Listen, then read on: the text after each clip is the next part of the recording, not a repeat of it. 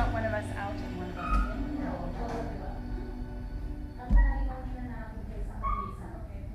Last time she was inside.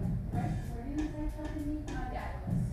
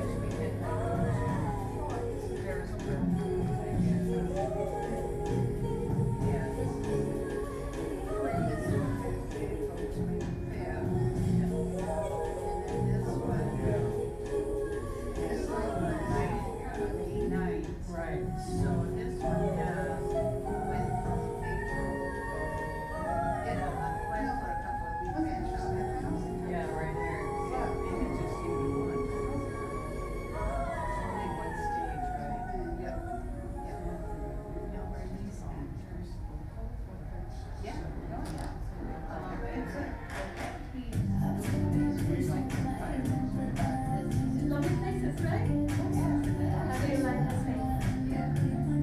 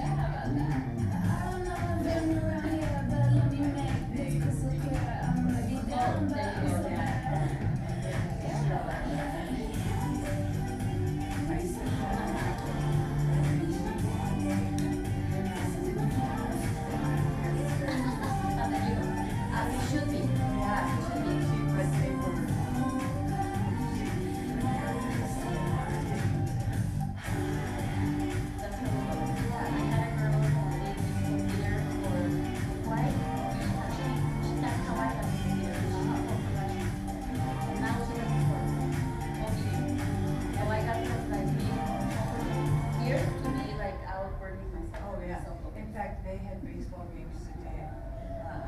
So, yes, and tomorrow. That's life. That's life. So welcome. Thank you. Thank you so much.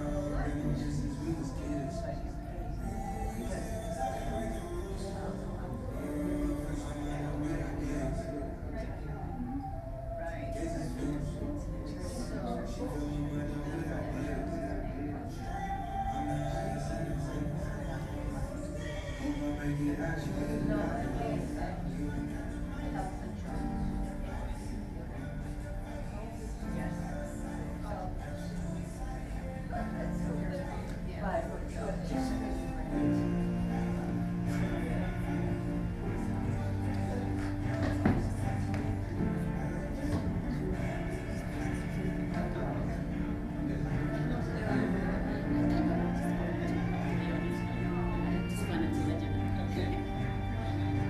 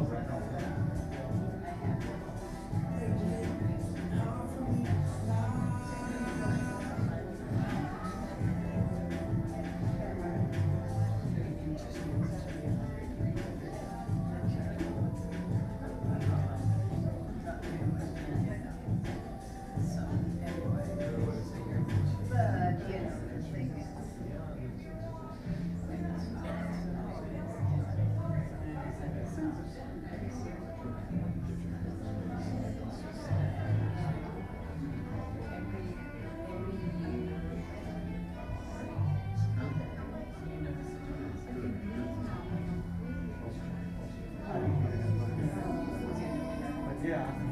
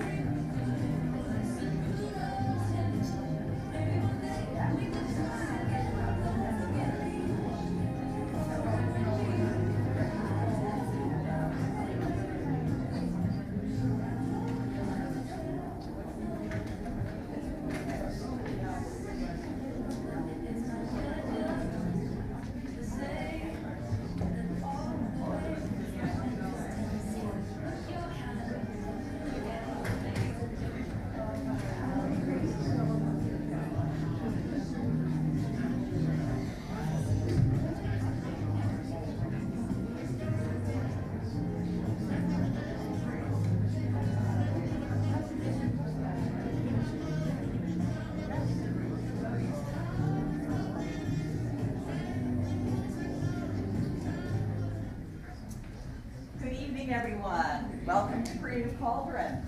I'm Laura Connors-Hull, I'm the founding artistic director here, and it is so wonderful to have you here for this first annual Bold New Voices Festival, supporting the work of women in our industry. Yeah, not trying to, these are guys at all, just trying to get the scale balanced a little bit more, and this is a wonderful opportunity to do that. And you are a part of it, because we want to hear your feedback, both at our post-show discussion. We're going to have a little reception after the show, and then so go out and get some noshes and come on back in for the post-show discussion to give feedback to the writer. And also, we had this wonderful little survey, so please make sure you fill out one of those. There's a QR code, you can do it that way, or you can do it physically. Some of you will actually go on the journey with us where you see all 4 shows. We had one last weekend. If you are, you're going to be invited to be a part of our Bold New Voices selection committee. So we decide which one of these pieces goes on for a full production in the next season. We're trying to get more support for doing new work too in our community, and so that's what's also very critical for you. So thank you. And then I have to say, the thank yous that are necessary, because this work does not happen, and the free tickets and the open bar and everything we're doing does not happen without wonderful support from very specific people. I want to do a shout out to Diener and Associates, Certified Public Accountants, because they were a major sponsor of this. I also want to salute Arts Fairfax. We got a project grant from Arts Fairfax to do this, and then right here in the City of Falls Church, the Arts and Humanities Council of Falls Church. So all of that is why. That's why we're here tonight.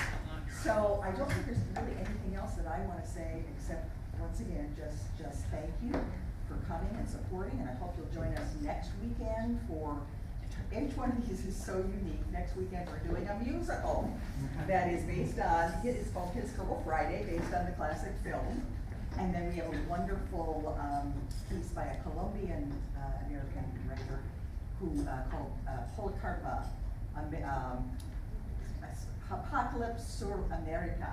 And I'll just let you read about that. All of that's on our website, more details about that. But now it's time to sit back and give a wonderful welcome to this new work. So please enjoy, live from my father's couch.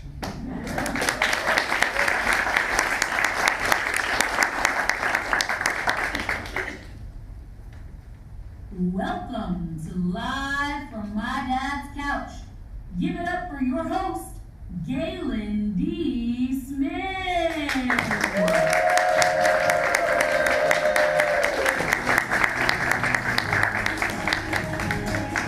Hello, everybody. Welcome to Live from My Dad's Couch, where we will be for the foreseeable future, because what Gen Z artists can afford to live at home in this economy? Now I'm sure you all are wondering why a beautiful woman like myself is at home in the middle of the day in her pajamas. Have we ever heard of this concept called underemployment? Whenever one of my friends suggests park at 14, or when they text Arizona in February, my bank account tends to start to bleed. But when Beyonce has a concert, not going is a non-starter. Oh, I know, because memories are not free. Shout out to Klarna, because twice a month's better than upfront. Don't worry, I know they'll add an extra fee. The life of a budget baddie who's unfortunately underemployed, overworked and underemployed, with all of my part-time jobs and their many key fobs. Little things I lose a lot. I'm always swapping shifts, calling hella lifts. All symptoms of the overworked and the underemployed. Overeducated, underemployed. Yeah, I wake up real late, don't have to work till 8. And that's why I'm at home, because I'm so underemployed. But seriously, y'all, I really am the poster child for overworked and underemployed. I graduated with an acting degree in 2020. Yeah. And I know that the pandemic was bad for everyone. My father actually had given up drinking by the time I turned 7 because he figured my mom drank enough for both of them and somebody needed to be a real adult. And in 2020, during the pandemic, even he was drinking Twisted Teas and Trulies with me in between classes. Like I said, the pandemic was really bad. Let's not forget Zoom University. Any class taken during spring 2020 was simply not a real class. Actually, if you have a doctor who was in medical school during spring 2020, find a new one. Because the thing about Zoom school, it just had a lot of weird moving parts, right? You had people's parents coming in and out of the frame. For some reason, everybody would forget that they were wearing pants, and then they would stand up. I saw a lot of my classmates that I didn't need to see. We even played drinking games during class. I had this one professor who was known for scratching their eyebrows a lot, and so we would take one sip every time he scratched his eyebrows, and then if he scratched both at the same time, we would take a shot. Yeah, I don't remember a lot of that class. But like I said, I was finishing an acting degree during this time, and drama school is already wild enough in person. My good friend Olivia, who's in the audience tonight, she can tell you that I used to have to practice my shoulder rolls in the middle of our living room. She also helped me choreograph a striptease to Beyonce's song Rocket for one of my classes. And that's right, that's in person. So now we're at home, and I am a senior taking fitness for the actor in my living room. And see, the thing is, I have a love-hate relationship with working out, so I already had a love-hate relationship with this class. But here's the thing, I loved my instructor, okay? His name was Daryl, and he was the most beautiful dark-skinned man I have ever seen in my life, okay? And Daryl's one job was to get the acting major snatched, all right? So for 2 hours, twice a week, he had us in there running, lunging, dancing, sometimes crying. And you know, it was great because even though I was eating like crap, I even had a little ad poking through by spring break, okay? But now, post, the world shutting down, I'm at home, and something about sweating in my living room just didn't sit right with me. And so every Tuesday and Thursday, when it would be time to log on for this class, I would fake all type of webcam issues, okay? My favorite thing to do was to log in and like say hi and then freeze. And then just which did work for me most of the time. But the thing is, I loved Daryl. He was super funny, so that's the only reason I would log on to his class. One of my favorite things about Daryl, other than him being beautiful, was he had nicknames for everybody, okay? My nickname from Daryl was Little Black Girl. We would say it just like that, with a hard K and a long L, right? And so every now and again, whether we were in class in person or we were on Zoom, if he would catch me, falling out of my plank, because he did used to make us do 5-minute planks. I don't know if that's healthy, but we did it. So every now and again, I would fall out of the plank and he would just lean in. He would say, Little Black Girl, how you gonna let these little white kids outwork you? And I don't know what it was about that, but it would really motivate me to get back into it. So I loved Daryl's class. Some of my other classes, I had a theater discussion class, and when we were in person, it was great. We were in New York City for our spring final semester of college, and we were going to see shows on Broadway and off Broadway. It was great. But then when we went home for the pandemic, we weren't seeing nothing. So I took my black ass back to sleep. I would literally log in, turn my camera and my microphone off, and that was it because there was nothing to discuss as far as I was concerned. And during the pandemic, I did a lot of sleeping. Honestly, I think part of it is that I was really tired. The other part is I think I was just sad and didn't have the language to admit that I was sad. The other thing about the pandemic is I would get these really bad headaches. Like terrible headaches, and I would have to lie down in complete darkness and silence in between classes. And so so one day I decided I was gonna Google what was going on with me because that's how you figure out problems anymore. And I found out that it was because I was absorbing too much blue light. I don't think any of us knew what blue light was before the pandemic. And so I ended up having to order these blue light reading glasses. But they were kind of cute though. They were like purple and they were big frames. They were real cute. I did like my glasses. Now, the pandemic really did screw Gen Z over. Because I am one of the millions of people who believed this idea that if you worked hard, went to college, and made connections, you would be able to have a successful life. And right, this is a message that we see very often in TV shows, like I'm thinking of Your Living Singles or Your Sex Lives in the Cities, right? Even when the main character was in their mid-20s, I hate my job, I don't know what I'm doing with my life crisis, they still were able to live in their own apartment and afford to hang out with their friends.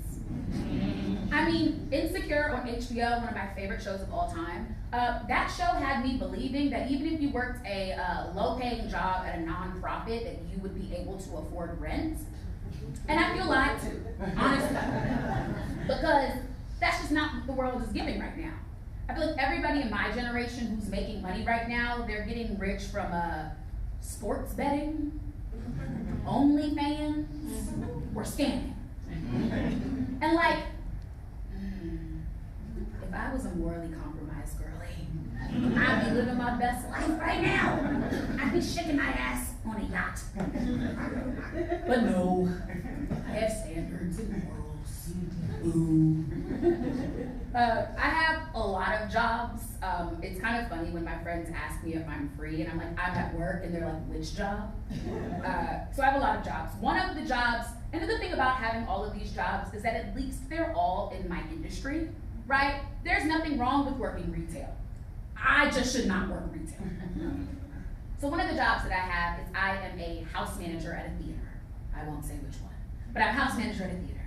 And one of my favorite things is that if you really want to see an older white person crash out, just tell them that they have to wait to be seated because they were late to a show.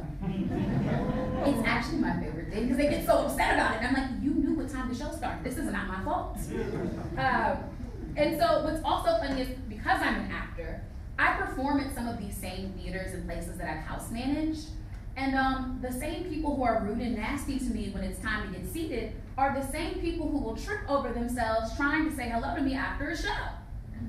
And the thing about it is I come from a long, long, long line of petsy people.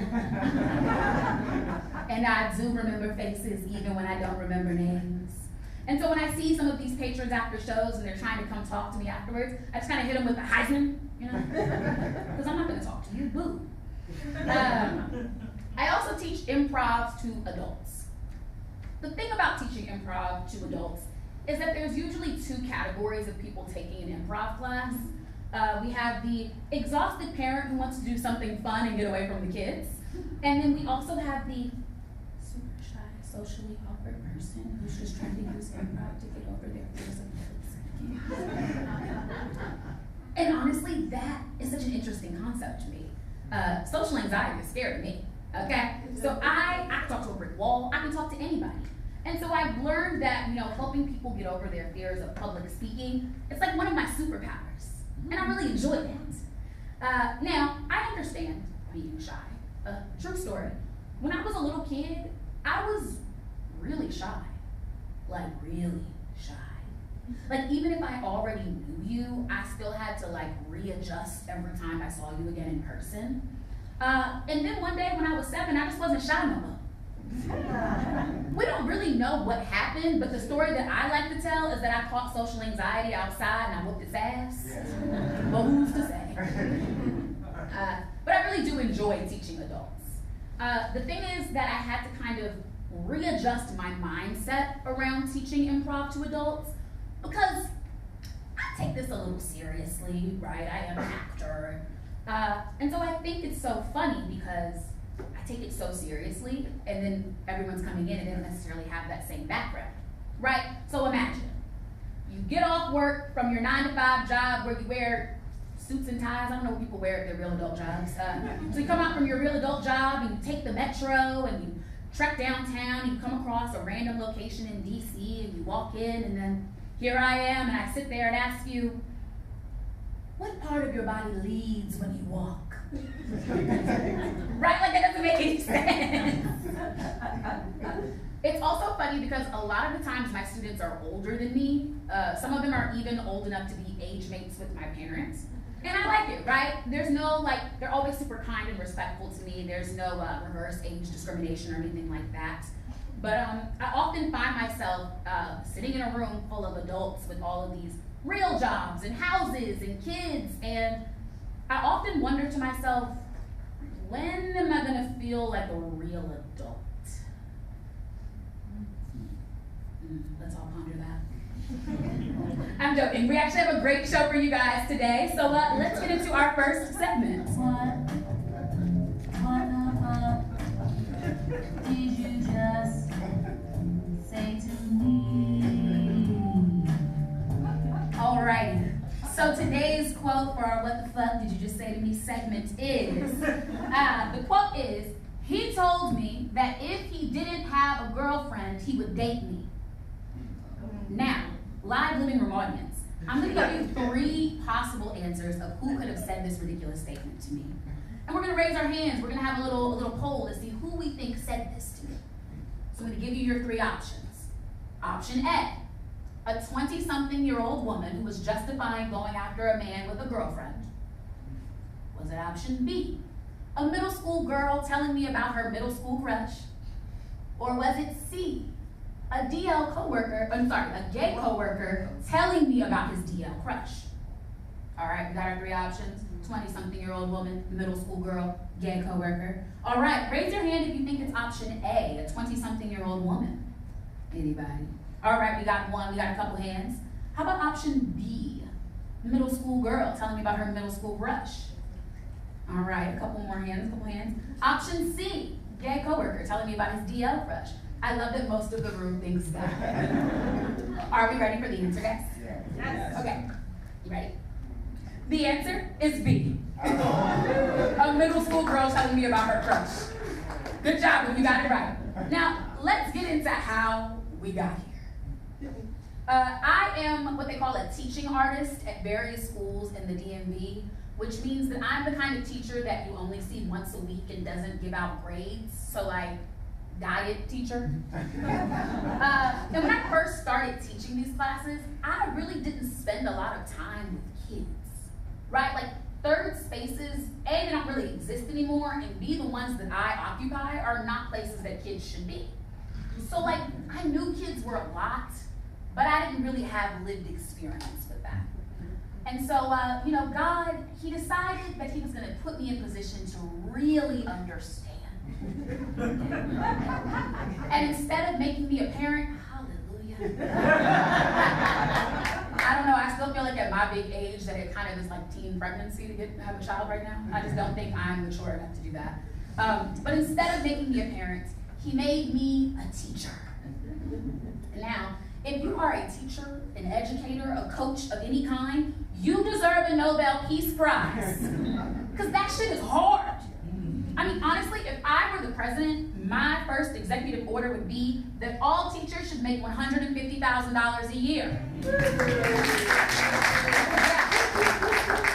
I also think that teachers should have a $250 a month legalized recreational drug stipend. We can clap for that. Because these kids are crazy. I mean, teachers aren't paid enough, right? Because, like, these kids, they don't shut up, all right? They don't stop touching each other and fighting each other and cussing at each other. Miss Galen, why you got on so much makeup? Miss Galen, can we play football inside? Miss Galen, you got a man. Back up out of my business, dang. And here's the thing, I know most people don't like teaching middle schoolers, but I really enjoy middle school. And the reason I enjoy middle school is because when they get to cracking jokes on each other, I get to step in, right? Because we don't do bullying in my classes. So as soon as the jokes like cross that line and get really mean, my middle school me gets to come and jump in. The other day, I had a student say to another student, your head too big to be that stupid. So I looked at that young man in his face and I said, and your breath is too hot to be talking. Ooh, Miss Galen got jokes. And two, period. Now, getting us a little more back to the story, right? I teach an after-school drama club. And at first it was like 8 to 10 little black girls, and it was really cutesy and productive. We were doing theater, it was fun. But very quickly, they realized that I am, in fact, the young, fun teacher they can talk to. And like, yay for being a safe adult. The thing is, I now have way too much information about these middle school relationships. And so, one of my babies, I have this baby, let's call her Ashley. And I teach little black kids, so clearly these are not their names. So I have this little girl, call her Ashley. Ashley has a crush on this boy named Ryan. And so for 3 weeks, every time I would come to the school, she would pull me to the side and she would go, Miss Galen, that's the boy I got a crush on. And I just look at her. Okay. That's your business, I guess.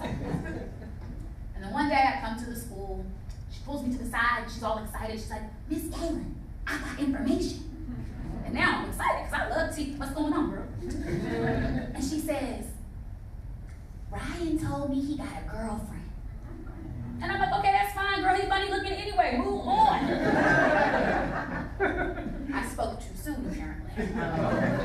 But she leans in and she says to me, no, Miss Galen, he said that if he didn't have a girlfriend, he would date me. And right, we're all old enough to know that that is not a compliment. Okay, you don't want somebody who is thinking of you as a second choice option. And so now I'm out here and I'm trying to explain to the baby that you don't want to settle for things like that, and you don't want nobody that's out here looking at other girls while he's dating you. And as I'm giving this piece of advice, it dawns on me. My middle schoolers think I'm an adult. Like a real adult. And if they think I'm a real adult, that means I sound old. And immediately my mind flashes back to like my high school English teacher when we were going to prom, and she was looking at all of us and she said that we all looked like 10s and our prom dates were 5s at best. And of course at the time I'm like, man, you hating on us. Stop trying to keep us focused on our school. Like we out here with these boys, we cute, we fly. But when I look back on these prom photos, all of our dates were short and funny looking. And now I'm realizing, right, my young student, she's looking at me the same way. And so of course she doesn't listen to anything I have to say because I didn't listen to my teacher. And so the next week, drama club explodes to like 20 kids. And of course, Ryan is one of them. And not only is he funny looking, y'all, he bad as hell. All right, he won't stop touching people and biting and cussing. He's just doing too much, disrupting my beautiful Barbie world energy.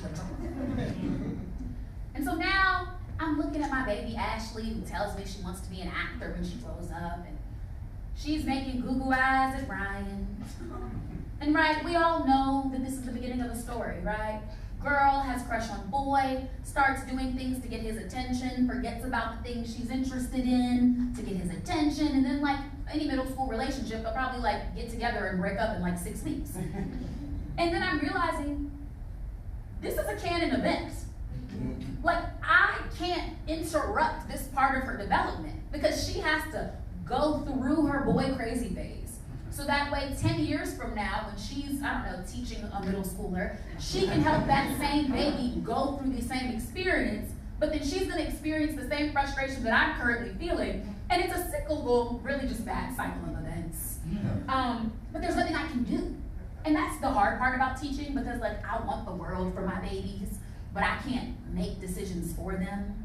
And their frontal lobes aren't developed, so they're making terrible decisions. I say that like my frontal lobe didn't just develop 2 years ago. But you guys know that. Now the other thing about teaching middle schoolers, they like to fight a lot about nothing. And I'm not a fighter, Okay, I have only been in one fight in my whole life, and it was the saddest, sorriest excuse for a fight you ever wanted to see. It was at a party in college. It was in a back room, and I'm still friends with that girl to this day. So like, it really was nothing. So when my kids want to start fighting, I always tell them, if you get into a fight, you better be prepared to hold it down for yourself until the security guard comes, because Miss Galen don't break up no fights. Part of that is because my middle schoolers and I are the same height. And I don't like that. But I don't fight. But one day in drama club, 2 of my girls did get into a fight. Now the thing about this fight is I later find out that these girls are exes. Y'all, one day I finally got the full story, and I'm telling you, it was better than any soap opera you've ever seen, okay? It was cheating, mamas fighting, they was fighting, cars getting keyed. I know, right? And so, because I am the cool, fun teacher, but I'm also allegedly a real adult, I find myself having to ask my students really stupid questions. So as the baby's telling me the story, I finally stop her and I say, hey, why is it that fighting is your favorite thing to do? And she looks at me and she says, I only fight people who talk about me. Like, if you just said to my face why you didn't like me, it wouldn't be a problem. But if I hear that you talking about me, we're gonna have to run it. And like, she's actually displaying really great critical thinking skills. Like, she's setting hard boundaries, she's thinking about her relationship to other people and how she wants to engage. And I'm not saying that fighting is the answer, but I am saying I get it. And like, these kids nowadays, I found that a lot of my students are either really angry or super apathetic, and really there's no in between. And I get it, right? The middle schoolers are the youngest members of Gen Z and the oldest members of Gen Alpha.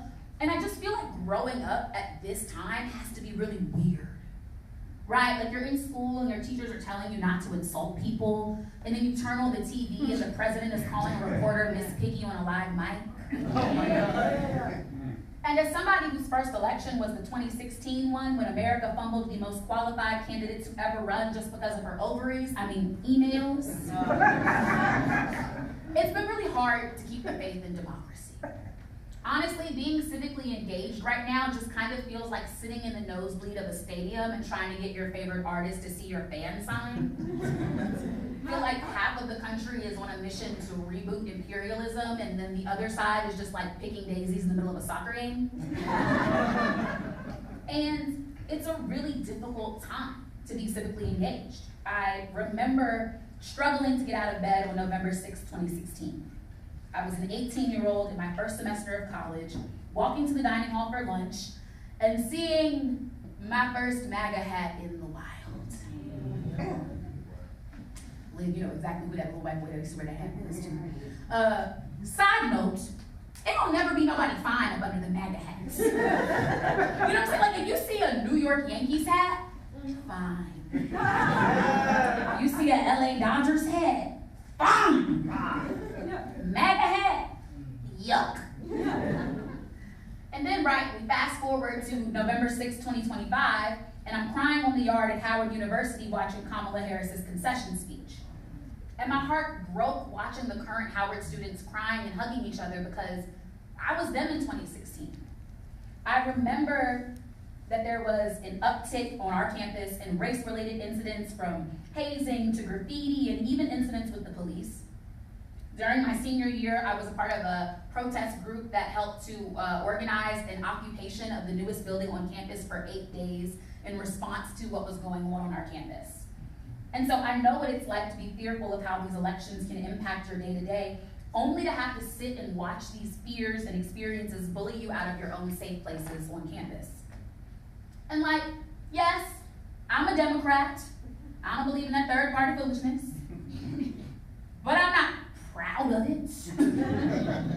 And right, considering a lot of my students are little black kids in lower income neighborhoods in DC, the state of the world mixed with the struggles in their communities, and school becoming less about education and more about memorization, what do these kids really have to look forward to anymore? Well, I don't have the answer to that.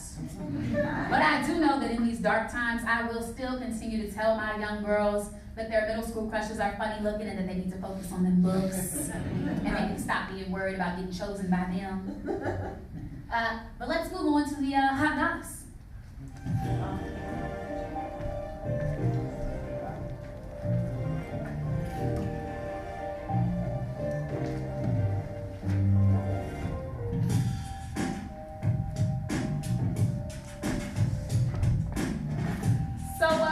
The streets are calling Gen Z the boring generation. Rude.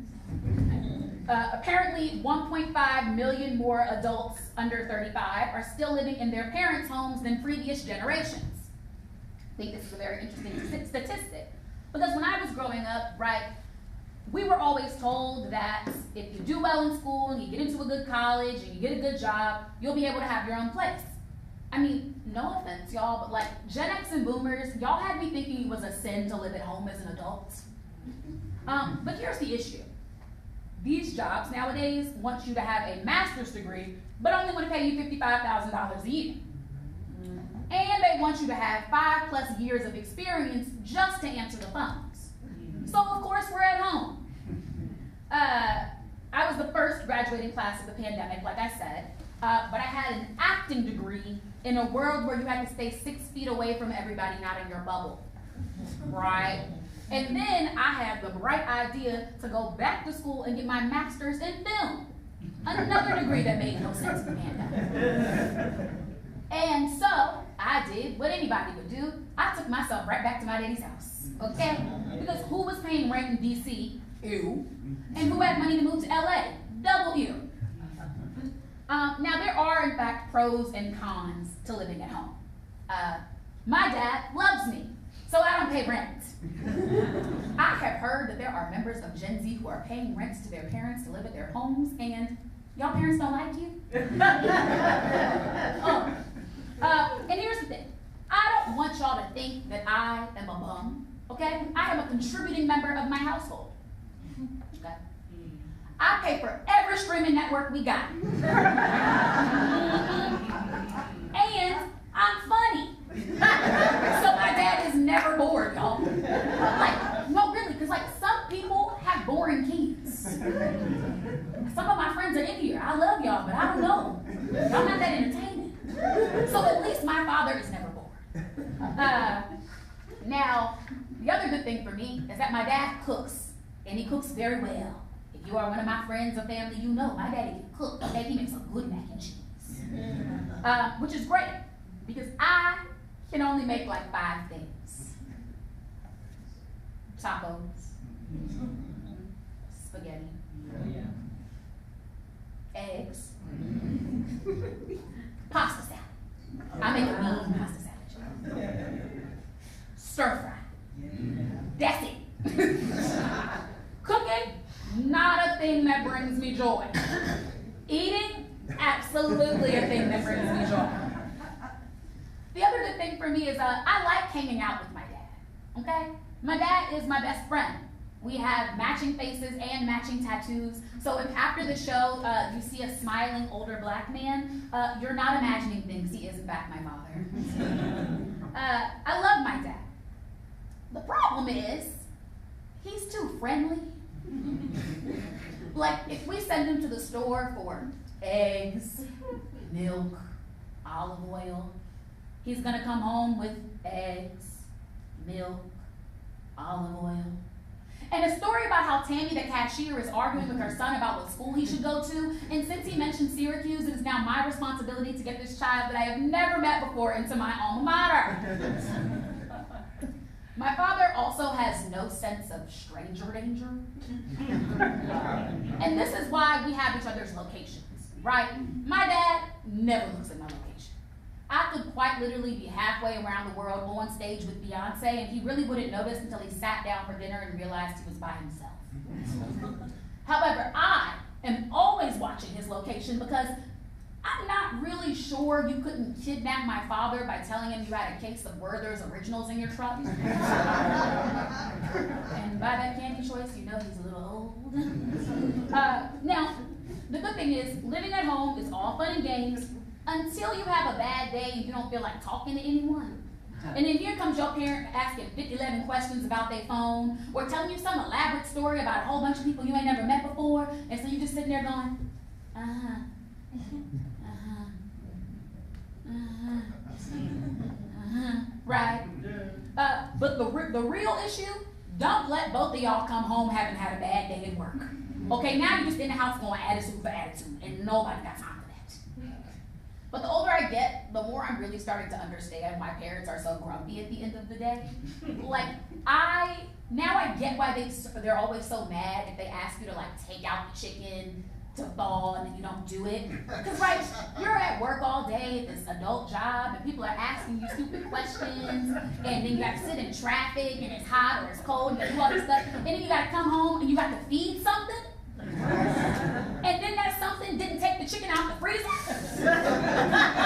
Honestly, that would be my 13th reason right there. Now the next con of living at home, and maybe this is like specific to like my house, but the next con is I really hate only having one TV in the house.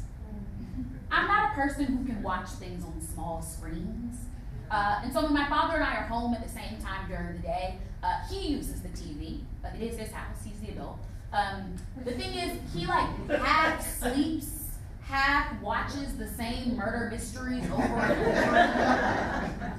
Actually, if you or your parent watches Rizzoli and Isles, raise your hand. Any Rizzoli and Isles? Any Midsummer Murder Mysteries, girlies? How about Murder, She Wrote? Okay. If you raised your hand and you were talking about yourself, I would like you to consider that you might be getting up there. And that's not a bad thing. My daddy's old too. Funny enough, my father was 41 when I was born. And what that really means is he thinks my music is too loud and I think his would be better with some lyrics. You know, y'all older folks don't like no lyrics. I don't understand. It also means that I was 13 when I got my first iPhone. My dad was old. Hold on.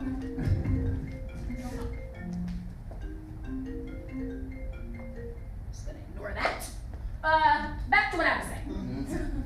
So every now and again, my father, he's merciful on me and my TV watching habits, and he will hand me the remote. The thing is, he always got something to say about what I'm watching on TV. And I'm not watching baddies or anything like that. Okay, I have taste.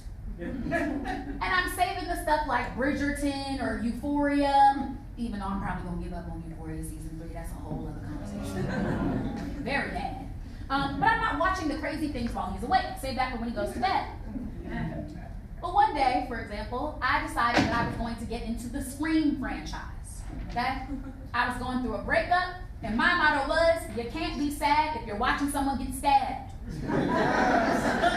It works. I'm telling you, try it. So I decide I'm gonna turn on Scream, and I turn it on, and I start watching the movie, and here goes my dad. You're just gonna wake up and watch horror? Let me find something to do, because I didn't know you was gonna watch all that.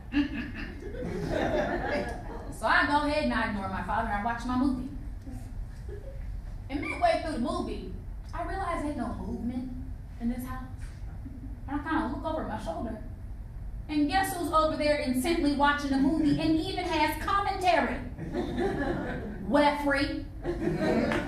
Now, I am a black child, and even though my father takes the joke really well, I can't call him by his first name. I would like to make it to my 28th birthday. So instead of calling him Jeffrey, I put a W in front of it. It's Wefrey. That's the way I get out of it. But yeah, there he was, watching that movie with me. Now, the true con to living in your parents' house, how do I say this? It's really hard to bust a nut in your parents' house. And like, they say that Gen Z is having less sex than other generations, and like, duh. We all live at home. I mean, you have to do a whole obstacle course just to get laid when you live in your parents' house. You either gotta like hope that you and your boo schedule align at the same time, that like your house is free, which means you're probably having sex at like 2 p.m. on a Tuesday. Or you gotta like find time for y'all to like go get a hotel and hope that the 1 to 3 nights that y'all spend doing what y'all do is gonna scratch the itch for a while. You also could have sex in cars. I don't got Meg Thee Stallion needs. Ain't nobody trying to be tied up in no Boy Scout notch just to have an orgasm. But y'all know what I'm saying. Now, moving on to our next piece of hot goss, 69%. That's kind of busted up, and then 69, that's a little wild. This is the statistic, I promise. 69% of Gen Z smokes marijuana daily, which has also led to a decrease in alcohol sales nationwide. Well, I love that we think that's a good thing. I don't know what it is. Again, the kids nowadays, the teachers, I think they need alcohol, but who knows? Now, here's the thing. I smoke every day, allegedly. Now, I don't smoke as much as I used to, and I certainly don't smoke as much as a lot of people I know. And people say you can't be addicted to weed, but like, right. And I'm like, I don't know. There have definitely been times in my life where I felt like I needed to smoke to do anything. We'll take you guys back to 2022. I was working 2 jobs. I was auditioning a lot, but not booking. I had a friendship breakup and a few failed situationships. I was down bad, okay? And yeah, I have a great dad, and I have friends, and I have a lot of people to talk to. And when it's been really bad, I even had a really good friend of mine pay for me to get therapy to help me sort of process what I was going through. But at the time, nothing was really filling the void like weed was. It just, I don't know. And I was in this weird space where I felt like I wasn't hearing from God. And like, that's really scary because me and big sandals have always been tight. You gotta have a personal relationship with the Lord. Same way Daryl got nicknames for me, I got a nickname for the Lord. It works. But I was just feeling really distant. And so I was feeling distant, and then I would smoke, which made me feel more distant, which made me smoke more. And it even got to the point where I was doing the good old wake and bake. That's when you wake up and you immediately go smoke, right? And like, you gotta give the day a chance to be good. Like, I'm just waking up and assuming the day is gonna be bad. But like I said, I've been to therapy, and one of the things that we have talked extensively about in my therapy sessions is weed and my relationship to it. And one day my therapist was asking me about my earliest experiences and memories with weed. Do y'all want to hear the story? Yes. Okay. So the first time I smoked weed, I was about 19. And like, when you first start smoking weed, you're not really smoking correctly. You're like burning a lot of it up and you're wasting it. You have to figure out your tolerances and the timing, and that takes a lot of practice. And so my junior year of college, my last grandparent died, my mother's mother. I was in a scene study class in the middle of January when my mother called to tell me that my grandmother had passed. And so I'm on the phone and my mom is crying and I'm in the middle of class and I'm crying on the phone, just real sad girl shit. And so my mother and her siblings, they decided that they wanted to wait to have the funeral until Valentine's Day because that's the same day that they buried her husband and my grandfather 2 years earlier. I like symbolism, I get it. And because she was my last grandparent to pass, it was important to me that I got to come home for the funeral. But like, there's a lot of social dynamics at play in that situation. Actually, let's go to the whiteboard.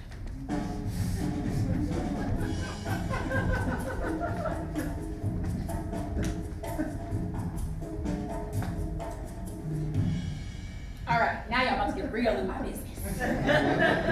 So, my parents are divorced. My favorite color is green. My dad's my favorite parent, so we're gonna make it. Bold smile, right? And then we have my mom.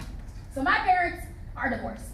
My mama hates my dad. Okay. Now my dad, a nice Christian man. He tries to be kind, but like if you call my mama his ex-wife, he's just gonna look at you and go, who? Right. So we get it. They don't like each other. Boom. My mom has now been, or has since been, remarried to a white man. Nothing wrong with the fact that he's a white man, because he'd be an asshole in any ethnicity. I mention the fact that he is a white man because my black mama and this white man, ooh, where'd my marker go? There it is. Boom. I mention this because my black mama and her white husband, they done got married on a plantation and jumped the broom. Right. We're starting to understand. Here's the thing. I have hated this man since I was 12. I still do. So now we're in a situation, well, let's do a recap. We got 2 exes. Oh, I didn't draw myself. Hold on. We got 2 exes. They're beautiful, smart, intelligent, baby.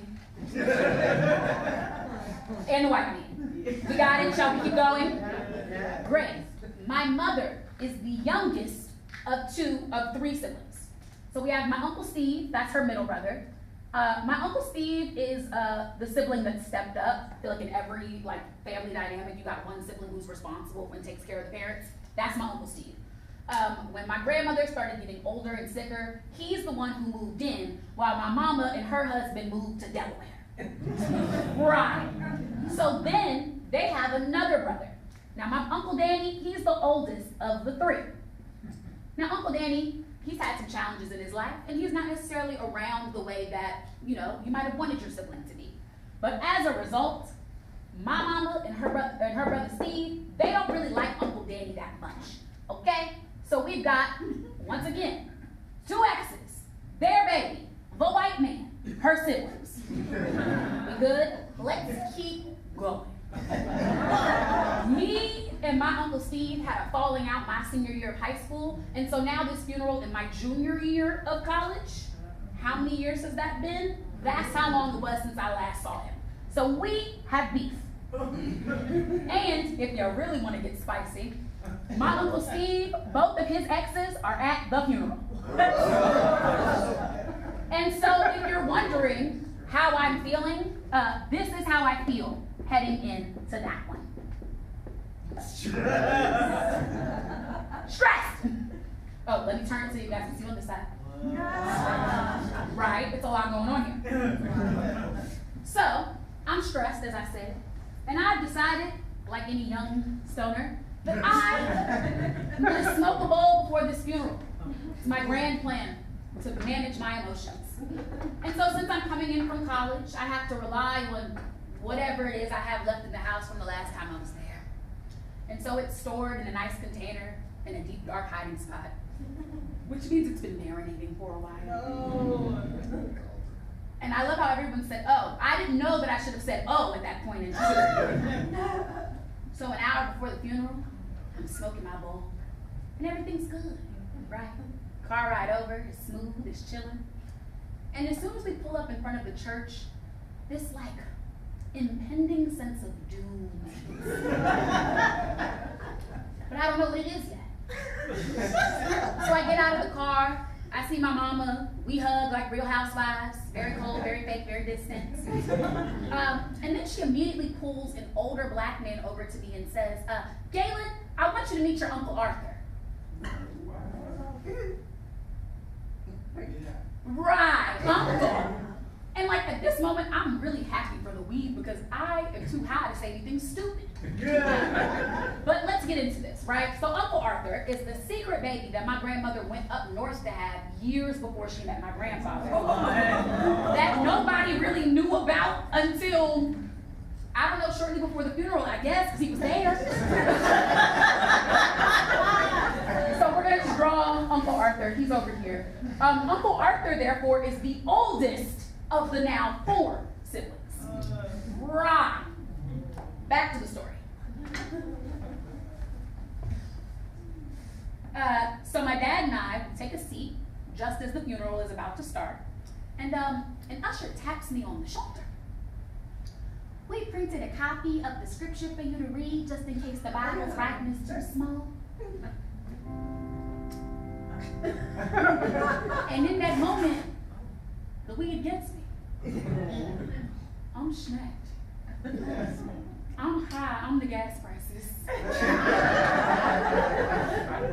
And like, being fried in public is one thing. Being fried at church, different thing. Being fried and anxious at this funeral, a scheme that Ty set up. I love praise dancers. Really, I do. But these particular praise dancers, they had a lot going on. So when they start their dance, my mama immediately starts wailing. Just like, doo-doo. And so my father and I, we don't know how to act. So we self-selected to sit like 10 rows from the front because we already knew that we weren't going to be behaving properly, and we wanted to give ourselves the best chance of being our best selves. However, my mama is so loud that you can just like hear it, like right here in your ear, no matter where you are in the sanctuary, and so it's just really loud. Now, the dancers, they start dancing. This is the whole routine, I promise you. They go over here to the casket. Whoosh, whoosh. Over here to my mama. Whoosh, whoosh. Back to the casket. Whoosh, whoosh. To my mama. Whoosh, whoosh. And then one girl, she decides she's gonna take herself to the back of the sanctuary. I don't know where she's going, I don't know why.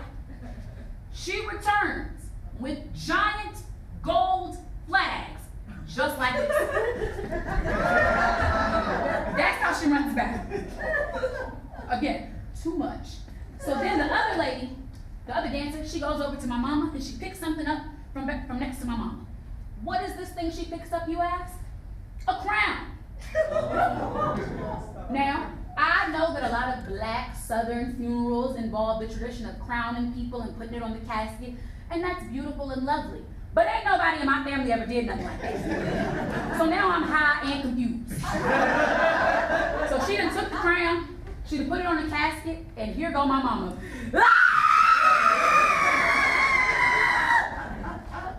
And so now I'm sitting back here with my father, and we keep poking each other, trying to keep each other from laughing, but like, what is happening? Because now I'm starting to feel like maybe I'm sober.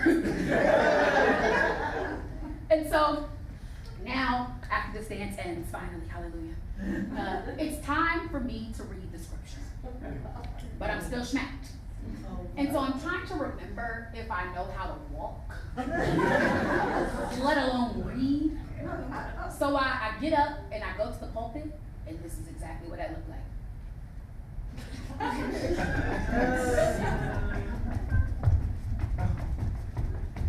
Right? And so as I'm doing my little shuffle, I don't even stop at my mama.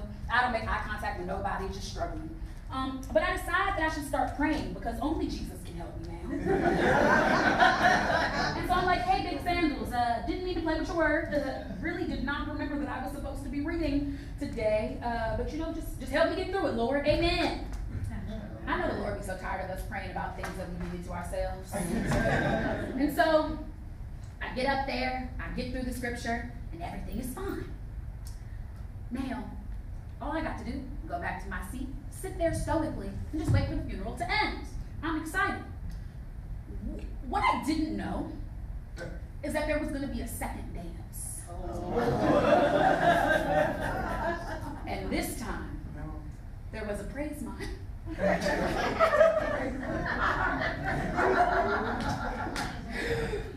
Now, I have never really been moved by a praise mime.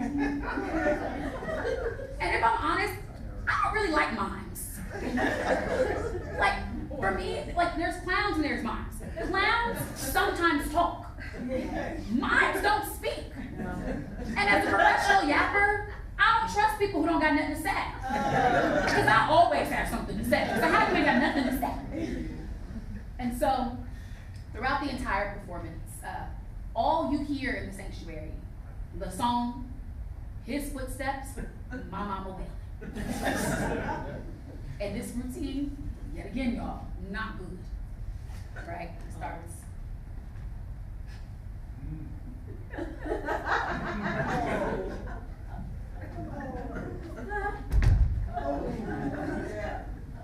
Right? It's just 3 minutes of that, and then the footsteps, and then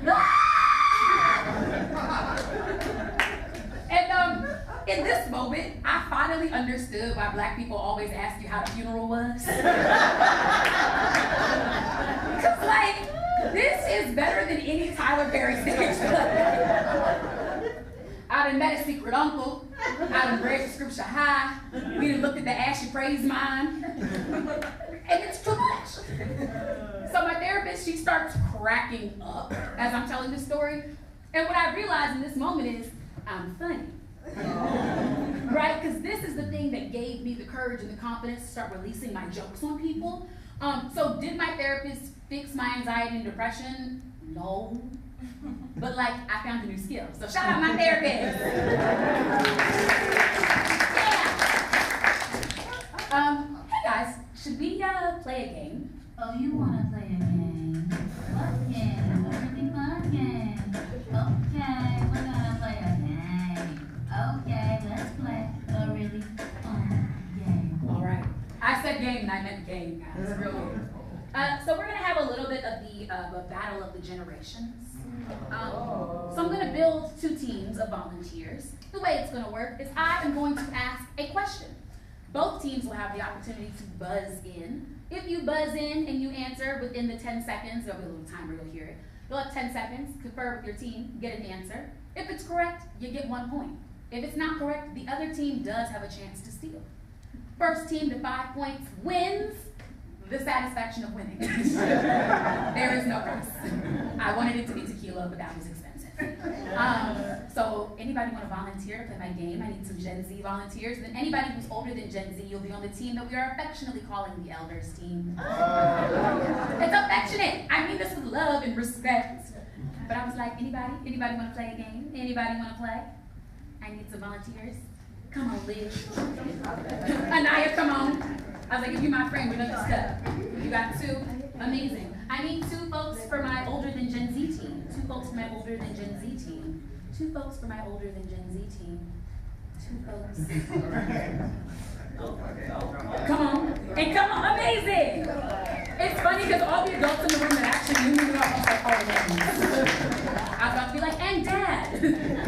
And here is your buzzer. Alrighty. Where is my remote? We got it.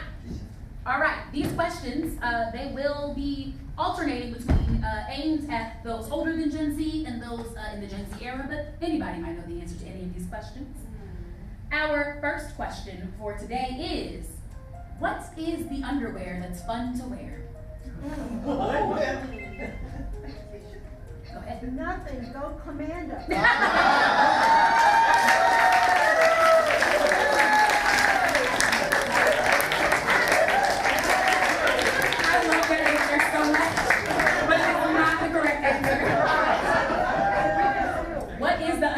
Fun to wear, Gen Z, do you think you have an answer? Fun? Fun to wear. This is an ad campaign. This is the song. Underwear. No. No. Elders team, anybody got another guess? Another guess? The answer is underoos. I love how there's people in the back who got it, the underoos. All right, moving on to our next question. What is the name of the album that won Beyonce a Peabody Award and featured her hit single Formation? Formation. This is the thing. Did you press the thingy? That is Beyonce. No. Did you press it? You might want to try. No.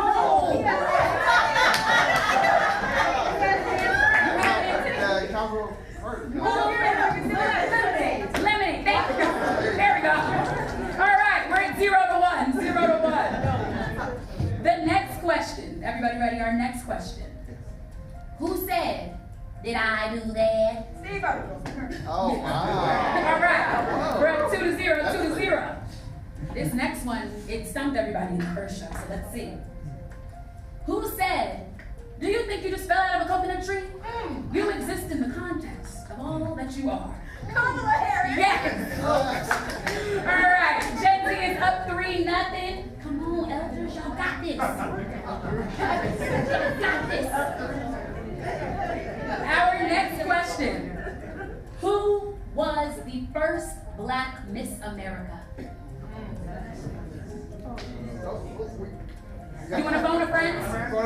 Phone a friend. Phone a friend. Say it again. Yes, it was.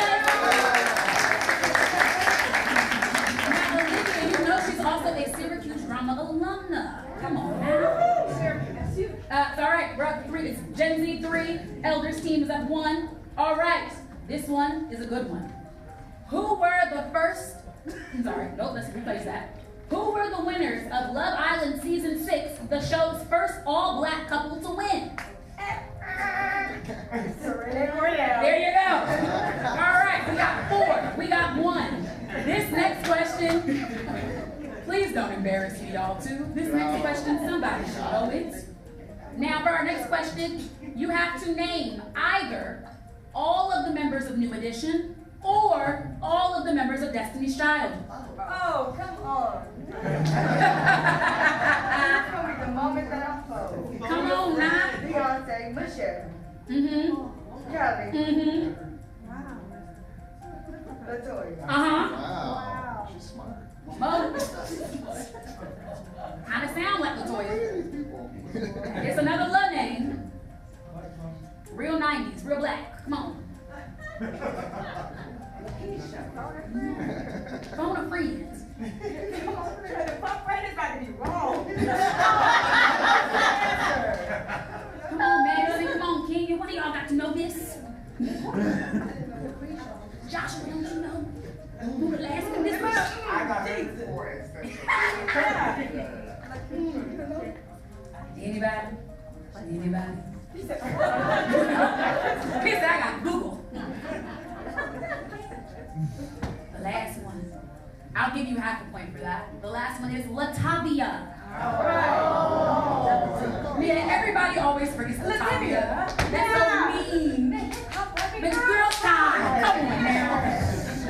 All right, so technically Gen Z, they did win even though they have half a point. So we'll give it up for Gen Z. Give it up for our elders team. Thank y'all so much for playing. Y'all, I really do love games. I am a little shocked that my friends didn't know all the members of Destiny's Child. I feel a little saddened by this deeply. It's all right. I really do love games though. Also, why do kids toys, actually I didn't turn everything off. Because you know kids toys, they have all those buttons and the sounds and the things, if you don't turn them off, they're gonna make noise. I don't know why they do that. All right, is everything off? Everything's off, amazing. So for our next segment, go ahead and shake people. Guys, it's my mom who's gonna answer real quick.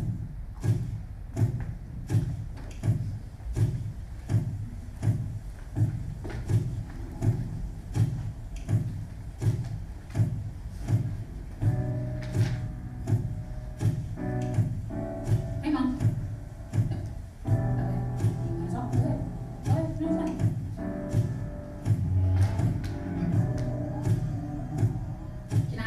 Can I talk yet? Or is it my turn to talk?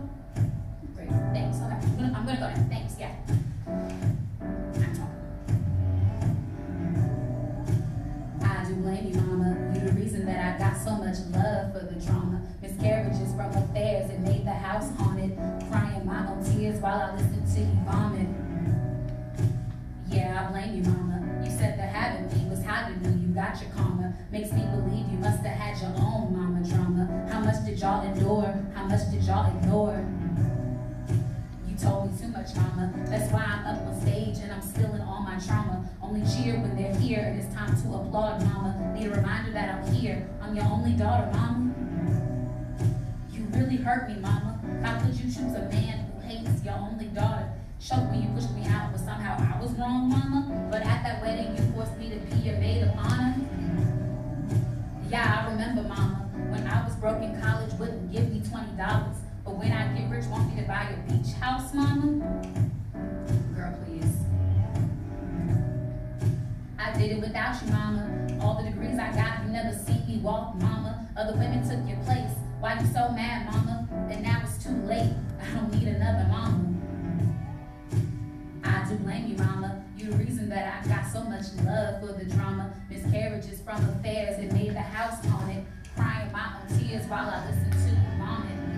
I run away on Mother's Day, so cold and I don't feel love today.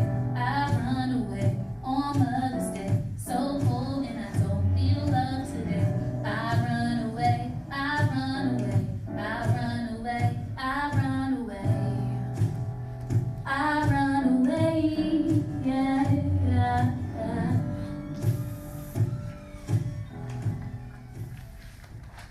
So,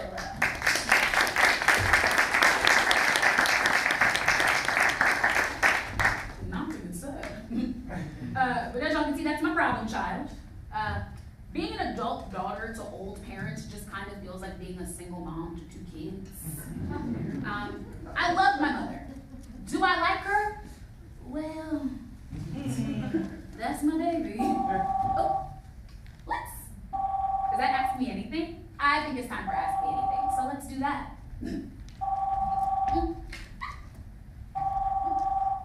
All right, so our Ask Me Anything segment. Every day we answer questions from fellow Gen Zers or those who want to understand us better. If you ever want to yap or want me to yap about what's going on in your life, just send us an email, advice@livefrommydad'scouch. But today we have a couple of questions, and our first question comes from Tiana, so let's listen. Hey Galen, love the show and of course your hot takes. But now I need some advice. And we're gonna do this fast because the girl I'm talking about, she just went to the bathroom. Okay, right. My girl is dating a man that is not her type at all. Like at all. And like it would be one thing if he was just not her type, but no one in our entire friend group thinks he's cute. And I know all of us are God's children, but he looked like he snuck out of heaven. And it feels like everyone can see it but her. However, she seems like she's having a good time or whatever, okay? They spending time together, he treats her nicely, he don't make her pay for nothing, it's cool. But here's where the dilemma kicks in. She has an important job where she is often at events where she is photographed. And they just reaching that dating stage where they starting to, go public and go to events and things like that. But she's not really sure if she wants to invite him to the events that she has to go to. Which leads me to believe that she knows that we know that she knows that this Negro is not cute. The question is, do I tell her that a man is going to ruin her brand? And if so, how do I do that in a way that won't hurt her feelings? Okay, thank you so much for, she coming back. Not her talking about her friend while she went to the bathroom. Okay, here's the thing. That's a lot. And right, I feel like when you're dating somebody, it is true that sometimes you can really focus on the good things so much that you're overlooking everything else. And who amongst us hasn't been led astray while dating? But the thing is, where I'm with Tiana, is that pictures are forever. Like, I too am somebody who's like, what about the pictures? So I get it. And I understand that. But I also feel like the fact that the friend is hesitating to bring him to events also lets me know that she has some internalized feelings. Honestly, I really wish we had a photo of this man so I could really Wait, okay guys. My producer is saying that we do in fact have the photo. But Tiana said I can't show y'all. It's on my iPad, so I'm gonna look and then we're gonna come back. All right.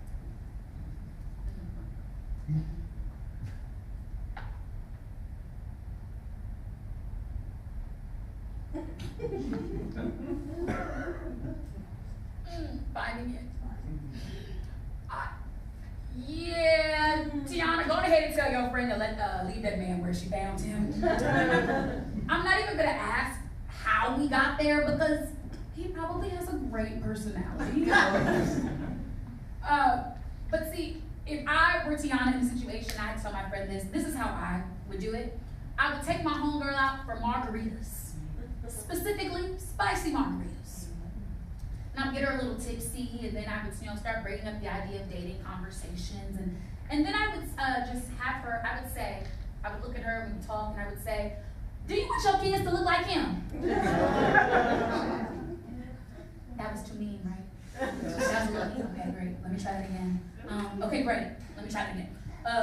Take her to margaritas, get her a little tipsy, and then I might say something to the effect of, girl, it sounds sounds like you're not that excited to be seen with him. Do you feel like maybe you're not attracted to him or is something going on? And right, if the friend is smart, she'll get the hint. Now, if your friend is dumb, buy that girl a shot and tell her that the boy is ugly and he ruining her brands. Now, Tiana, if this ruins your friendship, don't come back to me. I'm doing my best with what I got. We have another question for today, and it comes from Yvonne. Let's take another listen. Hi, Galen. Now, my daughter told me about your show and how you try to help the different generations understand each other a little more. Now, you see, I am a principal at a middle school, and many of my teachers are in that younger age group. What do y'all call it? A Gen Zer. And see, the issue is they don't dress like teachers. And they don't act like teachers. They're coming in with the sunglasses and the energy drinks, and I just don't understand what it is. And so I was wondering if I could get your help to help them to be a little more put together, you know, so that way they can help the kids focus on the learning. Thank you so much. I feel personally attacked by the energy drinks comments. Because if you know me, I'm never too far from a Red Bull. Red Bull gives you wings, and you need that to fly over the foolishness with these kids. So let me answer the question, right? Here's the thing. I understand professionalism. I also believe in personal style. And like these kids nowadays, we've already talked about the fact that these kids is off the chain. They very much judge their respect for you based on like how you're dressed in the sneakers. So like there is a balance that you gotta walk to get the respect but not look like the kids. And here's the thing. I'm not trying to give respectability politics auntie down, but you cannot wear crop tops and gray sweatpants to teach kids. That's nasty. But if everybody's covered up and they're not wearing anything with offensive language, I'm not seeing a problem, okay? I mean, like, most people have relaxed dress codes anyway. We're not really in a suit and tie world anymore. The other thing is, Gen Z doesn't believe in buying work clothing. We're gonna make something appropriate by adding a tank top or a blazer, and that's all we got. Because who has time or money to buy separate wardrobes? Not me. So I get that. And at the same time, if the teachers are coming to school with the chestises and the breastises and the prints out, we might need to have a conversation. But if everybody's covered up, IDK, Miss Yvonne, you might have to get with the times a little bit, like a little Balenciaga sneaker and an Essentials hoodie ain't gonna kill nobody. I don't know if that was helpful, Miss Yvonne, but that's the answer I got for you. Now, always, since we have our live living room audience, we leave time for one question from the living room audience. So if anybody wants my advice, or you want me to yap about something in today's world that you maybe want more insight from a Gen Z or one, if anybody wants to raise their hand, I will take a question from the audience. Anybody? Anybody? Oh, I see a hand in the back. I'm coming. Maybe not as fast as I want to, but I'm coming. All right, here you go. So what's up with the like? With the like? Like. What's up with the word like? You know, I don't know. I'm gonna be honest. I've been trying to break that habit since I was 12. I think that as language has devolved and evolved, that you just need a filler sometimes. Like I think sometimes you just really need an extra word, but it doesn't have anything to do with what you're saying. You just need it. And sometimes it's like. I prefer like to I think is really irritating, and I try not to say it, but sometimes I do. That's fine. I got like. I like that one. That was a good question. I will take time for one more question, if there's another question in the audience. Ooh, all right, I'm going to you. All right, friend, what's your question? I got a two-part question. Oh, okay. One, have you seen Yumi and Destiny? That's my movie. Go ahead. Secondly, this is also a two-part question. Okay. How do you feel? Do you feel like that promotes squatting? And two, how does she fit all them outfits in that little bag? That's what I still don't know. Because obviously she was at that house squatting, so she can't take that much stuff. Right. But I want to know what your thoughts are on Okay. that. Yeah. You Me in Tuscany, great movie. It's a new rom-com starring Halle Bailey and Regé-Jean Page. It is a black-led rom-com. We don't have enough of those. So after you leave here tonight, make sure you buy a ticket to go see that movie. I've seen it twice now. There are very few movies that I see in theaters more than once. This is one of them. The other one that I've seen in recent years, Sinners. Yeah. Love Sinners. It's the 1 year anniversary of that movie, you guys. Love that movie. But back to You Me in Tuscany. I loved You Me in Tuscany. I think it was really sweet. I think it was really cute. Regé-Jean Page is fine. Love him. Do I think this movie promotes squatting? Yes. Yes, in fact. Because the whole premise is basically she meets this guy at a bar, and he tells her how he has a villa in Tuscany that's just sitting empty, and that she's never been to Tuscany. He's like, you should go. And she takes that as an invitation to go squat in his house. And I just feel like we're romanticizing it, because at the end of the day, she got the man, she was in a love triangle with two very fine men. I feel like we are promoting squatting a little bit. The second part of this question is a great question. Halle Bailey wears some great outfits in this movie, y'all. She looks so good. How does she fit all these outfits in this little duffel bag? And like, this is the smallest duffel bag I have ever seen. And it was flimsy, like it didn't even have no structure, nothing, just flopping. I feel like she probably had those little vacuum seal bags, you know what and the bag looked like this, and then you gotta open it, and then all your clothes come out in a wrinkled clump. So I feel like she had one of those, but also I low-key feel like she was like using transitional pieces. Like I feel like there was like a little like the skirt, I feel like we saw her wear that twice, which is cool. I believe in re-wearing clothing, okay? If you have pieces, re-wear them. But I feel like she was doing a little bit of that. It was like a little vacuum seal bag, a little re-wear, and then like, I don't know, I feel like they were just being a little unrealistic. Like, this girl really just met a man who happened to have a house in Tuscany that he wasn't living in. It's a lot going on. But it's a great movie. I fully recommend it. If you are a Letterboxd user, I did give it 3 stars. Was it a little bit corny? Yeah, but is that also the point of a rom-com? Yeah. But I loved that movie. Thank y'all for these questions. These were good questions. Give it up for our questions. And so we are nearing the end of our episode today. And the question that I feel like we've been sort of floating around throughout this day is, when am I going to feel like a real adult? And before I did stand-up and before I was an actor, I was a spoken word artist.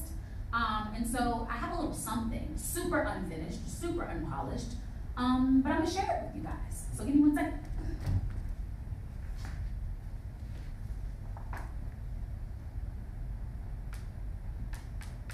Now, there we go. Okay, great.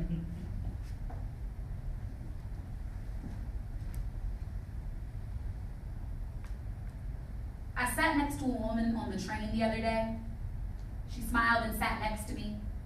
I watched the way she sat, work weary in the seat, nails done, ring popping. She had the kind of job that required heels and office and sneakers for the commute. She probably thought I was a college kid. And low-key, I still feel like one. Moved through my city like a college senior ready to move out into the real world. But this is that. I am the adult. This is my life.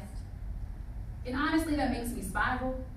Makes me feel like my little daily blue pill ain't working hard enough to keep the quarter-life crisis away. No one tells you how sad your 20s are when you're sitting in between who you were and where you want to be. When who you are now is working so hard for a future you, but it feels like it's letting past you down. It's hard to be this tired with a bank account, with no bank account to show for it. Hard not to be depressed, not to wonder, when am I going to be a real adult? All living, single, fabulous.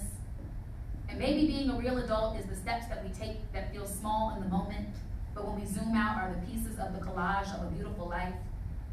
I am learning that temporary pain is necessary to get where I'm going, and that joy is coming in the morning, and how beautiful it is that each day has a new dawn, and that life is a series of choices, decisions, and moments. each day presenting a new opportunity to be who I'm called to be. And all I have to do is put one foot in front of the other. Much like this poem, my story is still being written. And for now, that's enough.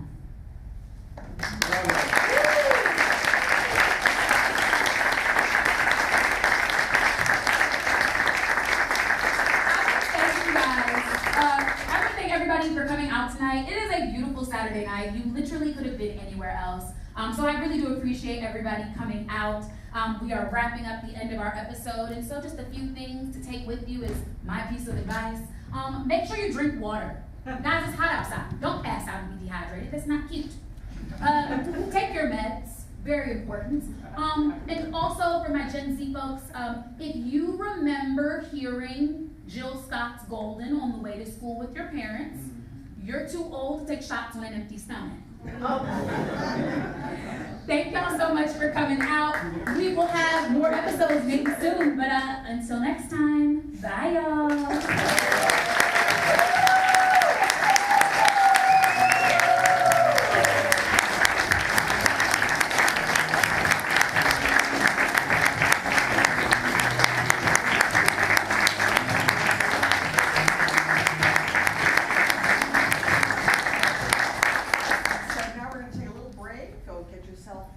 Some refreshments and come on back in about 5-10 minutes to help we post the discussion.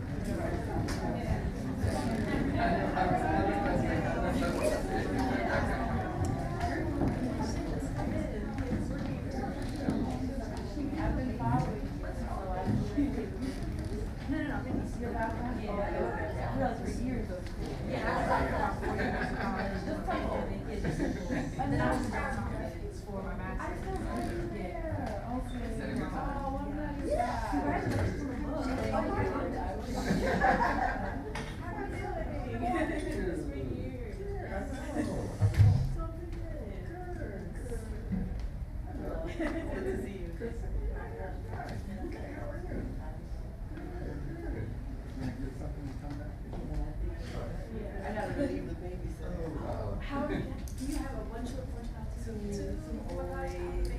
They're good. They're good. 3 and 10 months. Oh my goodness, Yeah. So fresh out. So how's this?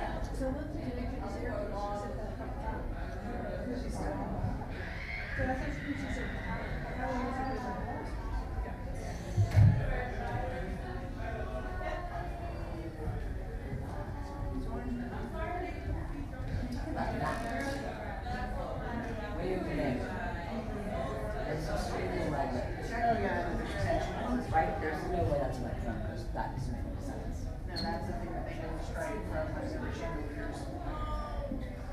The last show had 5 chandeliers on either side of the stage. Yeah. It looks kind of like a regional print. Yeah, that's all. Sure is. I haven't been there.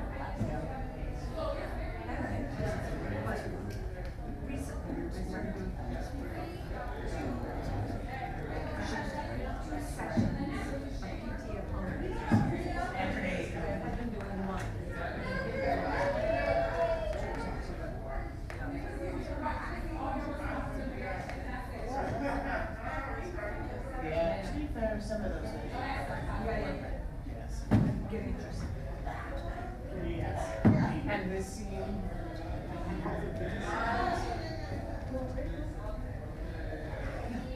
I am.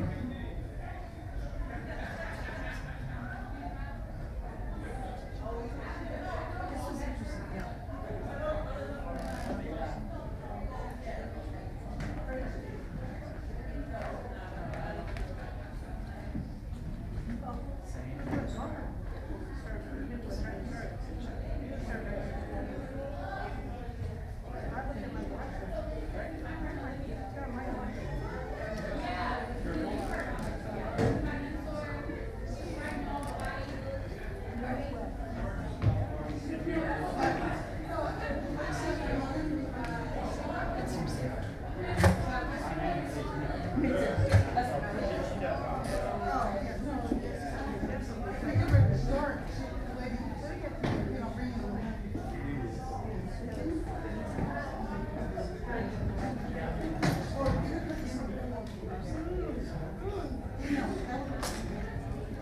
Why doesn't she help you?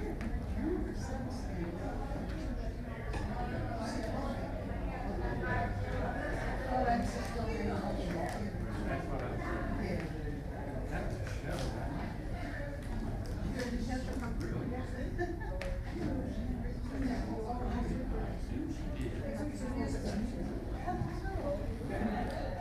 Yeah.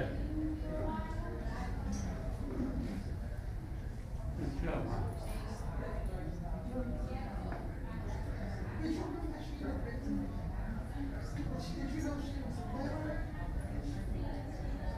She wrote it. Kind of figured. Oh, you did? She thought about it. Autobiography.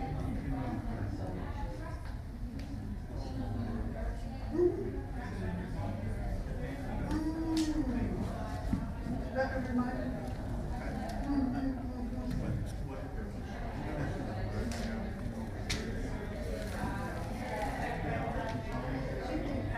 Hi.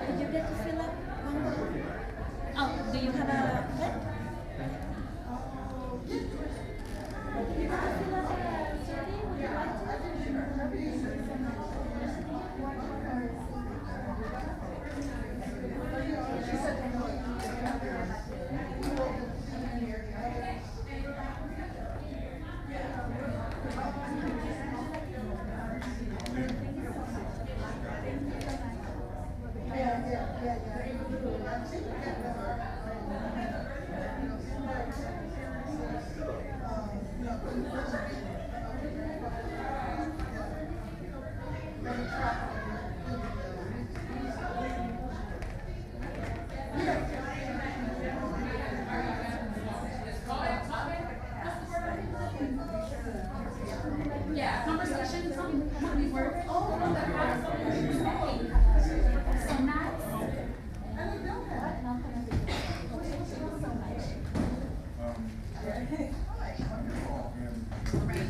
You want the chair this time? Show up. Chair. I'm like, I know that's the next stage. No. All right, everyone, you obviously know our performer, Galen Smith, but several people when I was talking to the lobby, who did not realize that you are also the writer of this piece. So this is a multi-talented young woman who wrote it and performed it. And then I also want to introduce Lorraine Robinson, who was a wonderful director for this. Give it up for Lorraine, everybody. And I guess I'll start off maybe by asking you, Kayla, if this has turned out, because obviously art is a process, and that's why we're trying to give writers an opportunity to really see their work or feel their work being live. And what's that process been like for you, and how do you feel it worked for you? Like I was just telling somebody, Lorraine and I were talking in December. I was at a callback for something else. I booked that callback, yay. But we were talking, stay tuned. But we were talking about like what I was doing. And I was like, I kind of am like working on this thing that I just started. It's called Live from My Dad's Couch. It's like a talk show with my dad's couch and telling jokes. She was like, that sounds interesting. I'm directing a staged reading in April. Little did I know that she was gonna submit this in. Yeah, like you need to send that to yeah, her. so she had sent to her. More about that. There were some things that happened, and then we, decided to do this piece. And so, Lorraine, I think I found out on a Thursday. And Lorraine asked me if I could have something to her by Monday. So in the span of 4 days, I wrote the first draft. Shout out to, I don't know, like the stress of being in high school and writing my papers last minute. I don't know, it's always hard work. And then, so it was great to like have a deadline, I think. Got the draft out, then spent the next about 2-ish weeks kind of working with Lorraine and our dramaturg Vanessa, who can't be with us tonight, but shout out Vanessa. And they gave me some really great notes and some really great feedback, and just have been working and thinking through things and figuring out what I wanted the shape of this to be. We also have I'm gonna call her my music director. She's not getting paid, but my music director, Anaya, she's in the house. And she has been working with me. We were literally rewriting the second song at midnight on Friday. Like, we have been reworking through this, so it's been a whirlwind of a process, but it's been a really good process. I think just for me, in terms of like feeling solid about my own self as an artist and really exploring my own voice, but then also like having this experience. It's been great. Working with Lorraine is great because we've met each other and we kind of know each other. This is the first time we've really got to sit and work with each other, so that's really been lovely. But it's been a really great process. I want to thank you for giving me the stage to come do it. This has been great. That's definitely not like a great answer, but like, I got it all. That's a great answer. And I want to get it right to the audience right away. If people have questions about the piece as it's written, because this is what's helpful to a writer. I always caution audiences, with your comments, please be respectful of that process, because needless to say, I always feel like the work of art, or writer's work of art, is kind of like a child. It really is. It's like a child. So, questions? Yes. Well, I loved your creativity and your energy, but I was curious about your delivery. I seem to pick up some nuances from prior actresses on television. I was thinking of Marla Gibbs from Jefferson's, or Jack A from Teacher 7. Jack A. So, had you studied them or mimicked them? I seem to pick up a little bit of that. Yeah, You can ask my father. I watched a lot of TV as a kid, and I still watch a lot of TV. My parents always were like, you need to know that schoolwork like you know the TV shows. And I would argue I needed to know that TV shows more than I needed my schoolwork. Just not. So I would say like the loose studying, right? Like you said Jack A from 227. I more so think about Jack A from Sister Sister. Same person, but where the reference point is a little different. So I would definitely think that I've watched a lot of comedy. I'm a big sitcom girl. My favorite television show of all time is The Cosby Show. I have an encyclopedic knowledge of the show to the point that I almost failed a test because they thought I was cheating. But no, I just know that show that well. So a little bit of like watching a lot of different comedic influences, but then I would say probably around 10, I think my mom sort of introduced me to stand-up comedy. So like, I remember being 10 and watching Eddie Murphy's Raw. Eddie Murphy's Delirious. Like, way too young to be watching some of those things. But I think it's been like a lifelong love of comedy that has sort of developed, and then having been an actor and having my BFA in acting and really having that solid theater training, I think has lent itself to comedy. And then I've just been kind of exploring and playing with comedy since graduating and figuring it out a little bit in my own voice. Question over there. So I'm kind of curious in that you're so believable. Is this based on your life? Yes. Every story I told you is true. I'm trying to think, is there anything that's made up? All You the could access. stretch. Everything's there. No. You could stretch some. But I would say everything is true. I think some details, you know what they always say, like details may have been changed for like continuity or whatever it is. But it's pretty much all true. That whiteboard, that's the family, that's the funeral. Like the praise mime was maybe a little better than I gave him credit for. Maybe. It's been some years. I love your association too of living at home and yeah, we're not having sex. Yeah. Never dawned on me, but you know, now I get the connection. Yeah. Great storyline, and captivating. Thank you. From beginning to end. Thank you so much. Absolutely, it was great. I just wanted to add on to what this young lady said. Kids are having as much sex as ever, so they talk about it more. So people do that back in the 50s and 40s too, but otherwise there wouldn't be so many people around. That's true. That's true. People had to give you somehow. There were a lot of pregnancies that did end up from the back seat of the car. Yeah. And going away to the aunt's house in New York, that was wonderful. That was exactly the way. Not personal, but that was, you know, somebody all of a sudden you're have a brother that's 9 months younger than you are. Yeah. And in my mom's case, it's like I think my Uncle Arthur is like a good 8 or 9 years older than her oldest brother. So it's like it's a weird thing. It's like a weird thing, but it was just I met my Uncle Arthur at the funeral, and you know, it's funny because he's my grandmother's child, but he kind of looks like my grandfather. And I just don't know if like how genetics are just weird like that, but it was a whole thing, and I was shocked, truly was shocked. I thought I had 2 uncles, now I have 3. And I think every family has those deep, dark secrets. Yeah. You know, that I found out, and only as an adult, that my dad had another child. And so I have a half brother floating around somewhere. Oh, that's why. Yeah.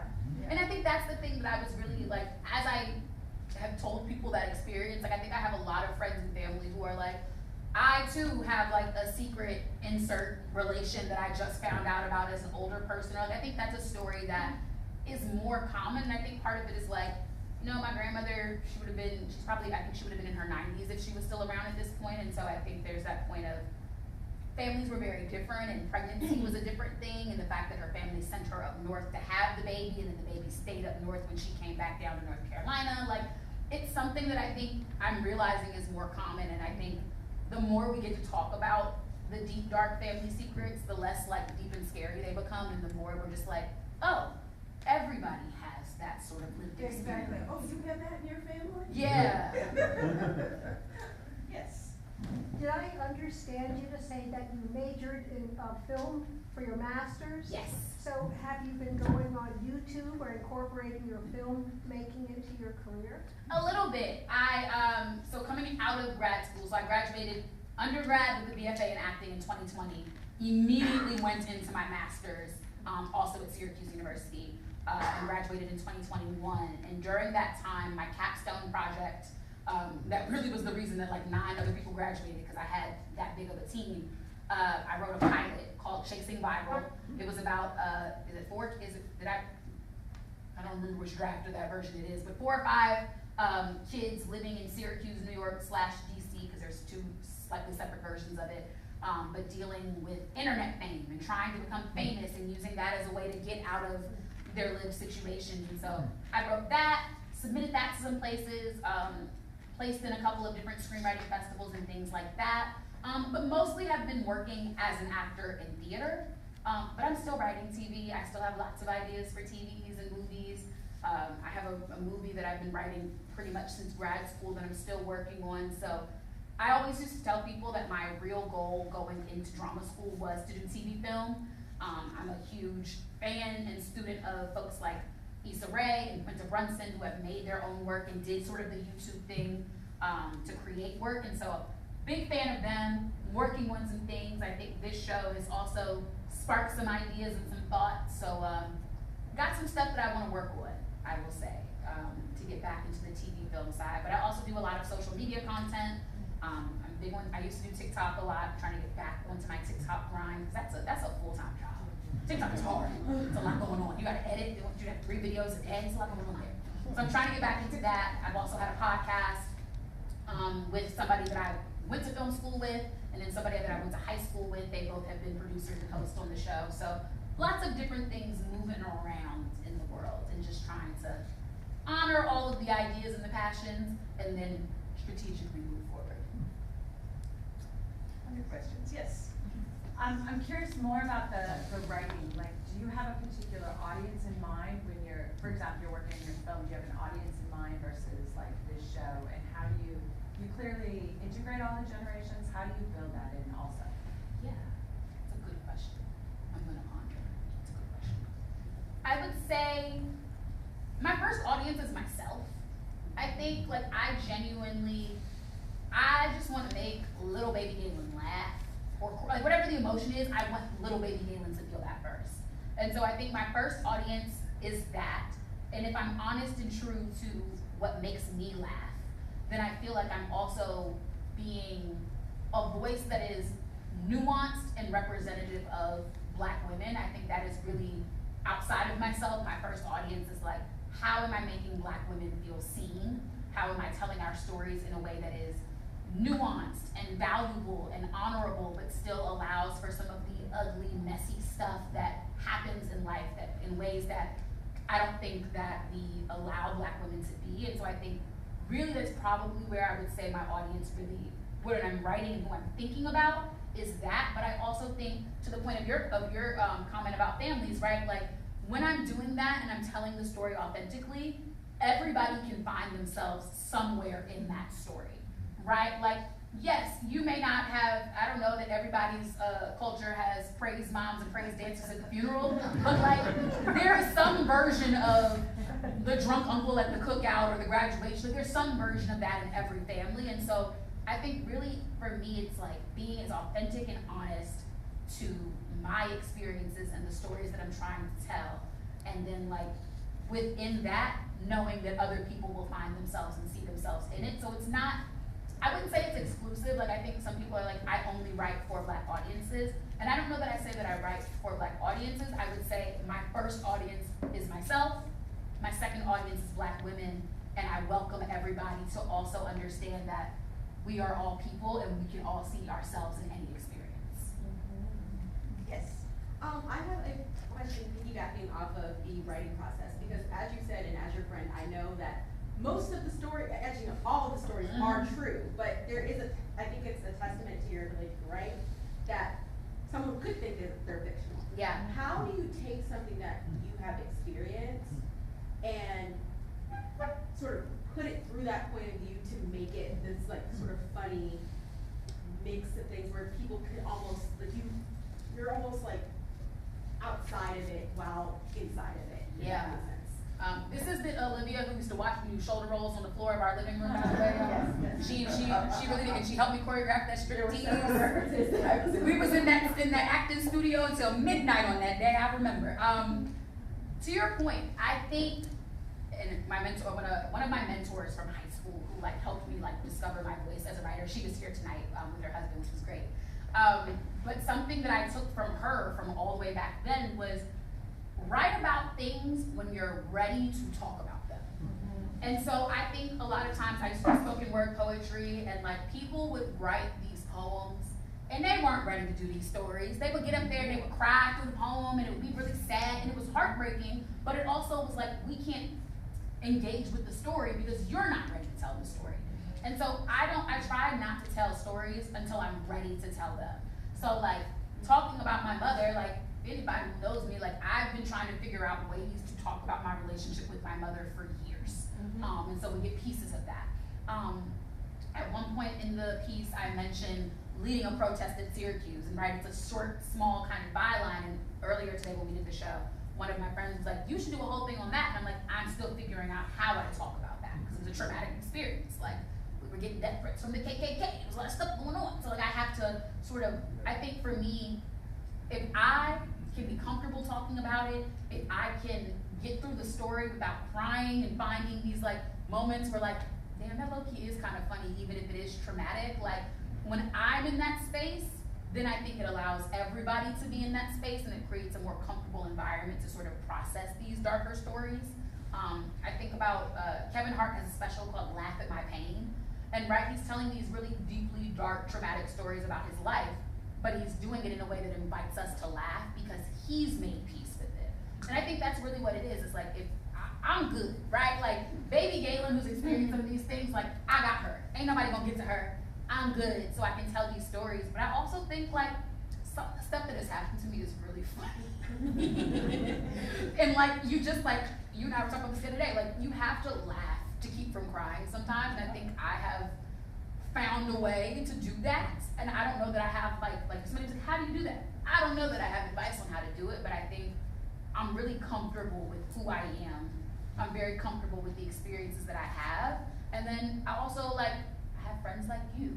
I have a great dad who like, I'ma be okay. If somebody got something to say about the way that I said what I said, my daddy gonna jump you, so I'm all right. Oh, so he's like right out here. Oh no, he's right there.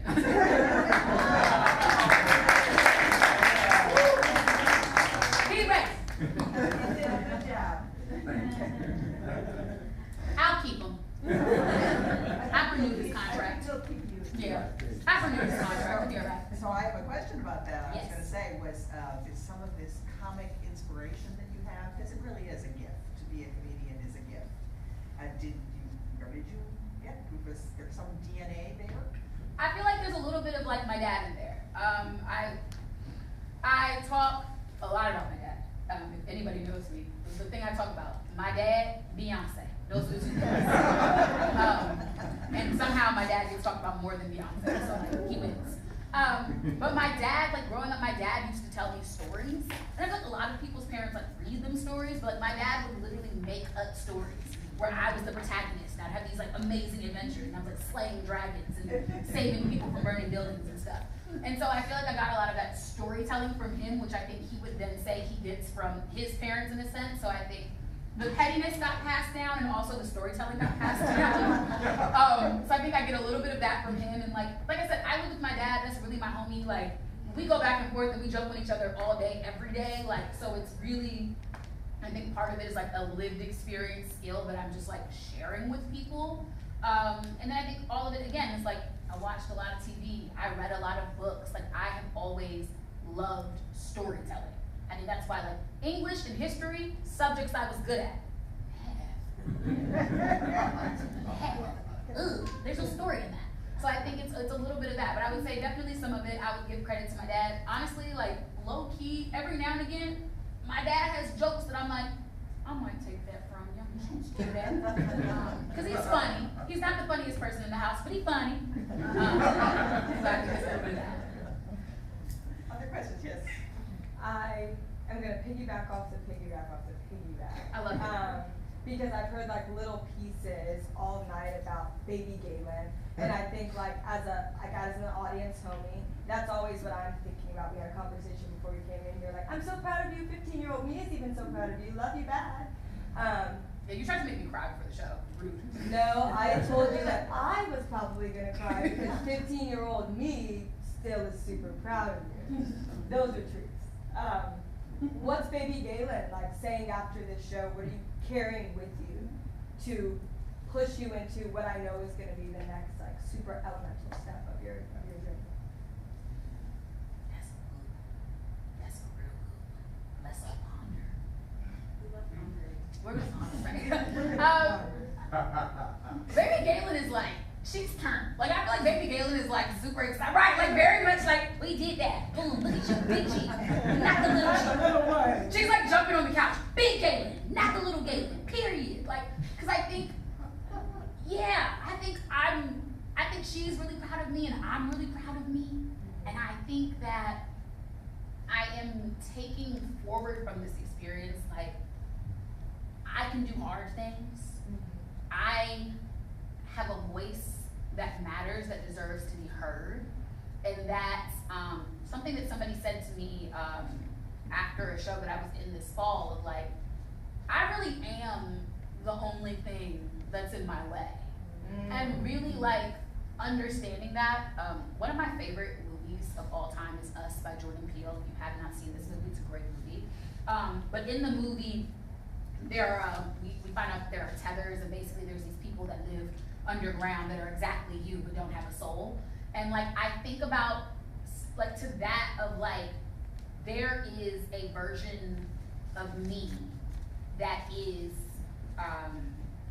not necessarily like my opponents, but like the whatever version of me that manifests that is scared or is nervous about how things will be received or doesn't really know how to move, like that is the version of me that like I have to silence. Because the me that sat down and wrote this, that got up on stage for 90 minutes and did all of that, like that is the true me, and that is the me that is going to push me forward. And so I think, yeah, like killing the noise, even if the noise is my own inner critic. Yeah, I like that answer. I'm gonna stop there. That's a great answer. Okay, any final thoughts or comments? Yes. One curiosity, I liked that you had found ways to like integrate the audience into things, and I was wondering how you decided what and how to do that. I feel like the whole entire thing was really engaging, and I thought that was the unique part of it. Yeah. I love talk shows. I really love talk shows. Part of it is I used to, I can say this now, my dad can't get mad at me, I'm grown. I used to sneak and watch Wendy Williams all the time. I loved the Wendy Williams show. I loved the Tyra Banks show. I used to watch The Real when it was on. Like I love, even now, I love Last Week Tonight with John Oliver, and I watched all of the Hassan Minaj show. Like I love talk shows, whether they are gossip talk shows or political talk shows. Like that is something that I've always loved, and I feel like I'm always like, I should have a talk show because I love to yap. And so I think honestly when it came to interacting with the audience, I was like, what are the elements of talk shows that I love? I love a game, I love the audience advice questions, and I was like, those are no-brainer, easy moments. And I used to love that Wendy Williams, like something that I think, first of all, Wendy Williams is like the greatest talk show host of all time. Like that is my belief. I could write you a thesis on it. Like she is fantastic. But I used to love how she would be telling you a story. Like she was gonna tell you the story no matter what. But she would find ways to like make the audience feel a part of it. Like she would always be like, yesterday, Beyonce wore this dress to the Grammys. Clap if you like the dress.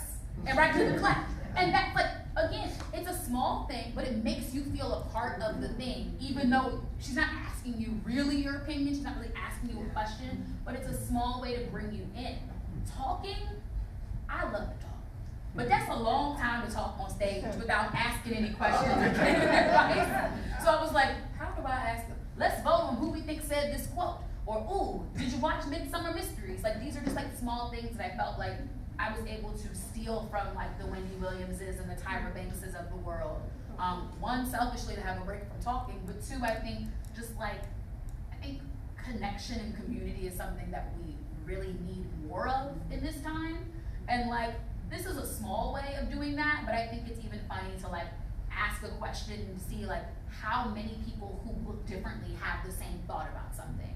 And I think that's been, of the last 2 performances, something that's been really beautiful to see. But I think for me, it's just like, I genuinely love to yap. And I love to yap with people.